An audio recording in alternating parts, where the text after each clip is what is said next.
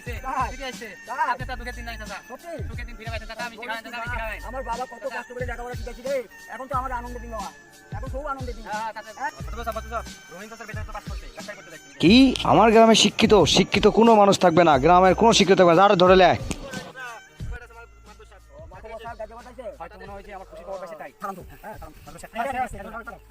শুন রহিম, ভালো করে শুনে রাখ, আমার গ্রামে কোনো শিক্ষিত চলবো না, আর ডাক্তার তো না, তোর ছেলে যেন কোনো মতে ডাক্তারি পরীক্ষা দিতে না যায়। রহিম, গ্রামের মুখ উজ্জ্বল করে আমার নাম থাকবে না, অতএব তোরা মূর্খ ছিলি মূর্খ থাকবি। তুই যদি তোর ছেলের মানা না করিস, তোর সামনে তোর ছেলের মেরে ফেলবো, তোর বাড়ি ঘর সব পুরানা দেবো, তোর ভিটা বাটি সব দখল করে নেবো আমি।